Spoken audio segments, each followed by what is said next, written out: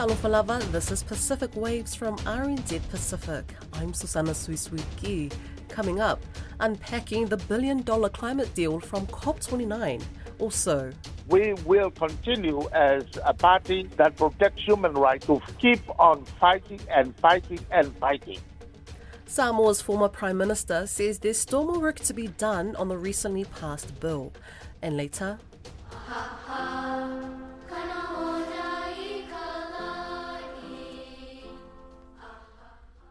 a Hawaiian short film eyes an Oscar nomination.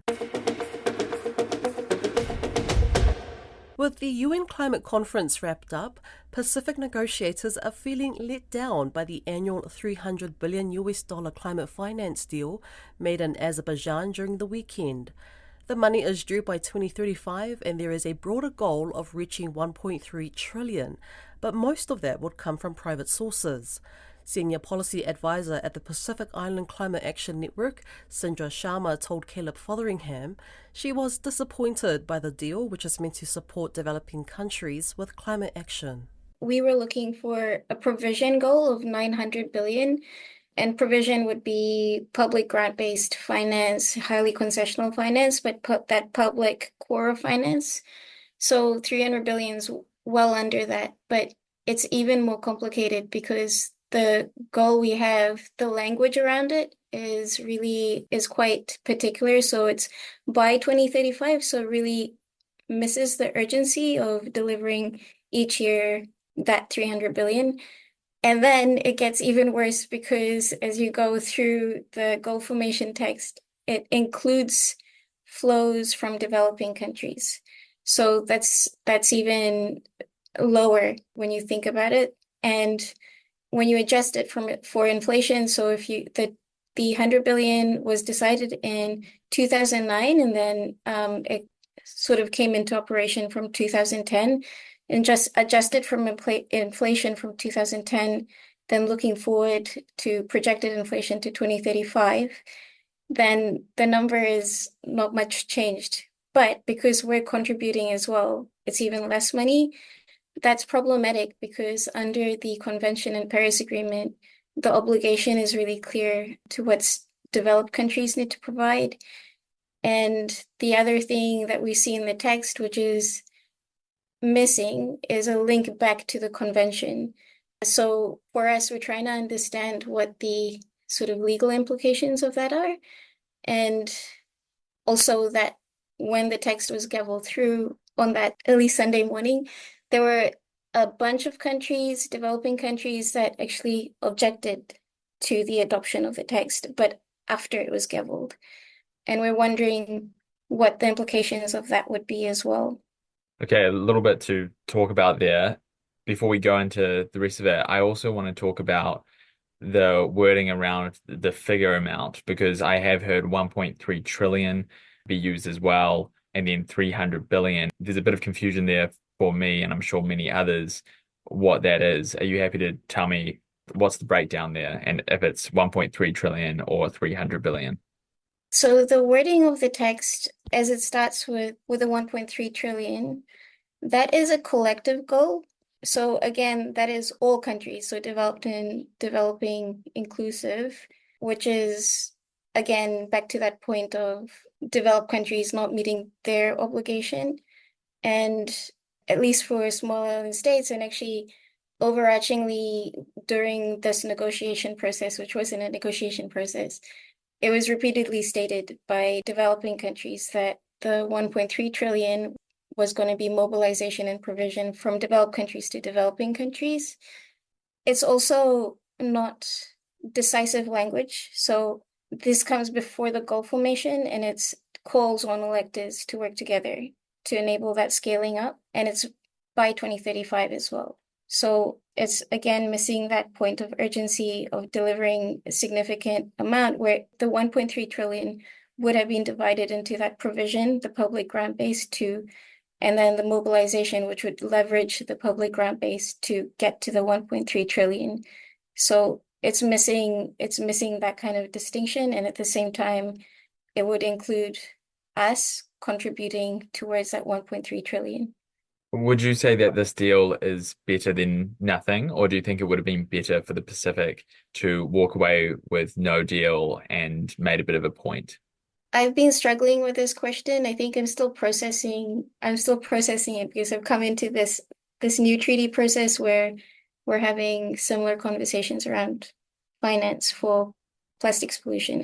It's actually linked to the whole narrative. So we went from the biodiversity COP, which completely failed on finance, then to COP, which I'm struggling to see how this is a success. The goal, which isn't divided into provision and mobilization, is so small, and the needs of developing countries in its entirety is so large when we are so off the mark of reaching 1.5 that it feels like we didn't do the job we needed to do. But at the same time, it was clearly articulated by SID's LDCs what their needs were, and there was an issue with the process that I think we need to be very careful we do not ever repeat, because it was not an inclusive process. It was not transparent. I don't think the gaveling, we're trying to find out what those legal implications are after you object to the adoption of the text from gaveling. So when countries, including Cuba, which is a SIDS, raise that, how can we correct for this goal, which is not going to deliver for us in the ways that we needed it? Samoa's former Prime Minister and leader of the opposition party, Human Rights Protection Party, has expressed his dissatisfaction with the passing of the Citizenship Western Samoa Restoration Bill. At the Government House in Wellington on Monday, the Governor-General Dame Cindy Kiro granted royal assent to the bill, which is now an Act of Parliament. However, Tūleipa Sailele Malielegaoi told local media in Samoa that the bill is restrictive and shameful. Grace Fever-I spoke to Tūleipa to get his views on the bill. So we think the issue is not yet finished.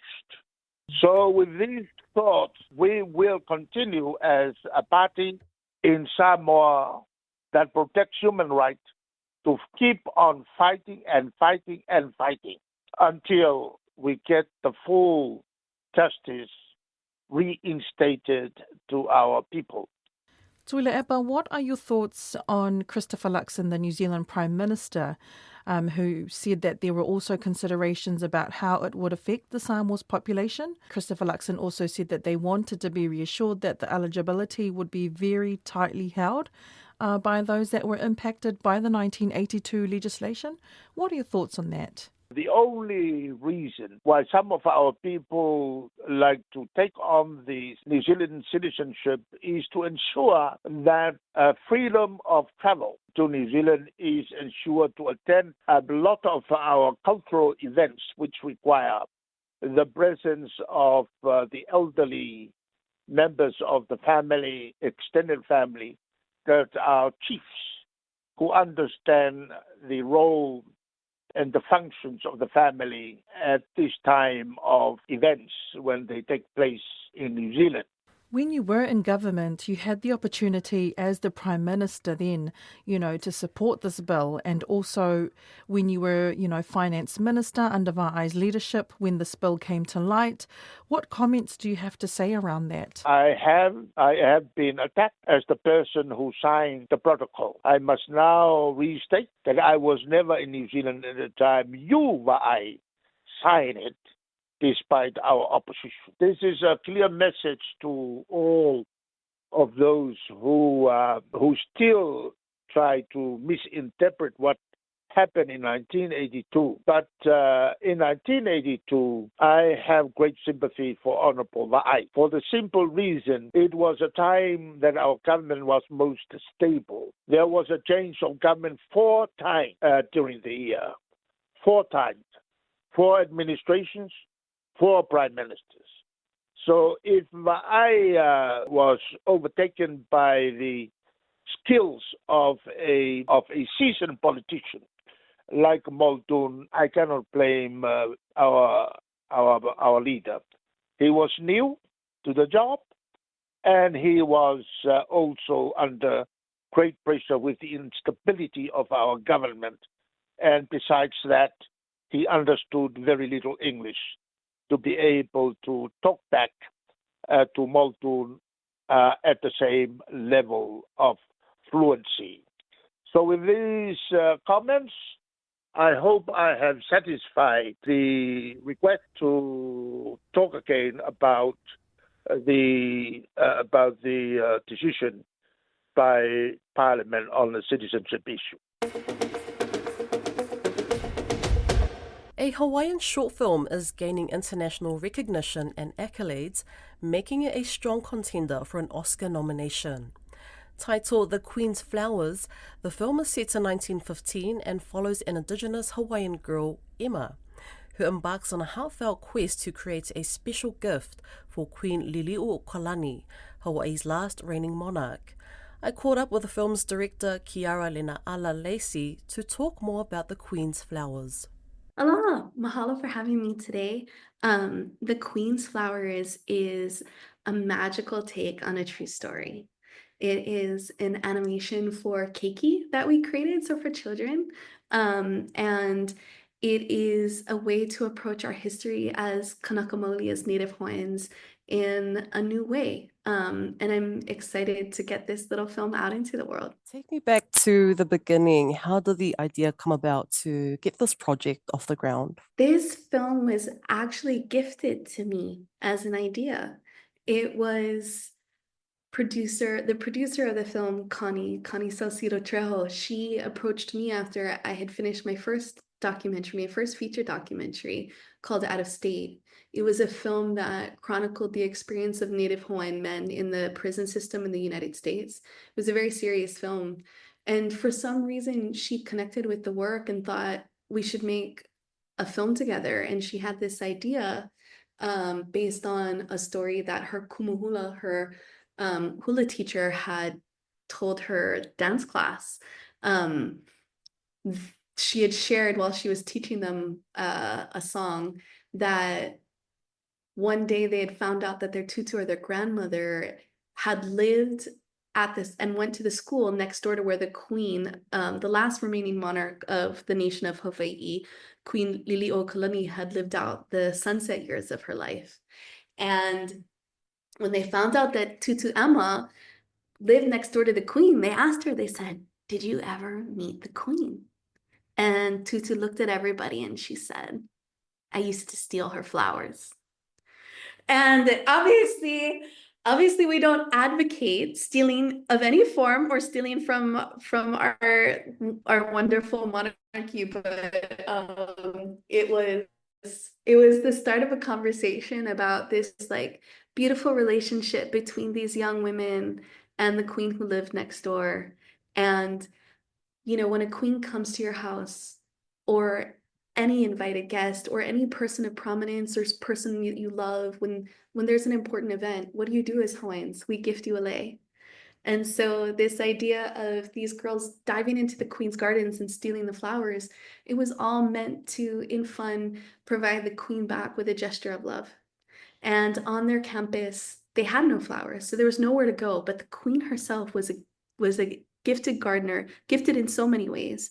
And so this was just, you know, this fun little story was actually, and playful, the way that Tutu told it, was actually just a beautiful expression of the love between these girls and the queen.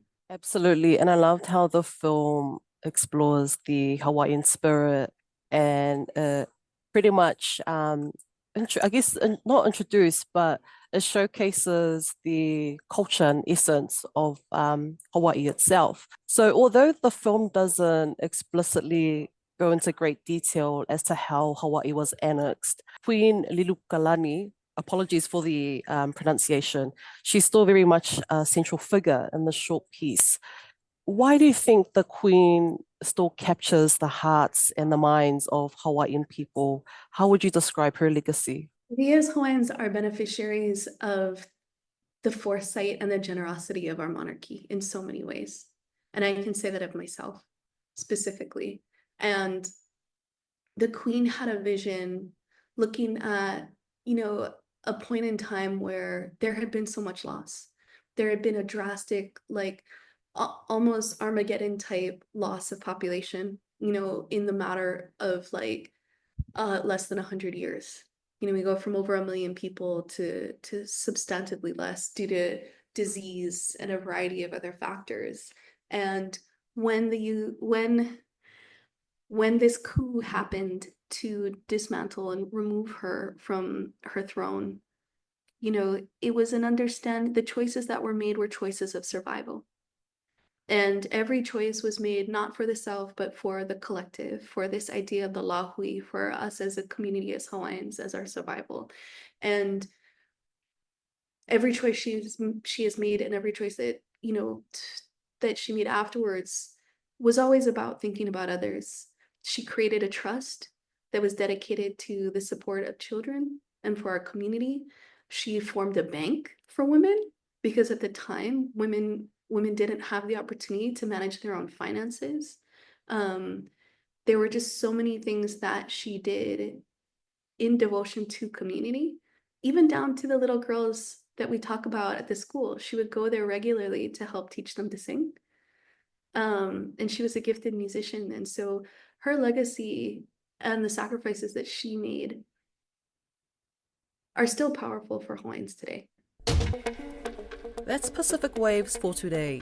For all episodes, head over to rnz.co.nz/Pacific.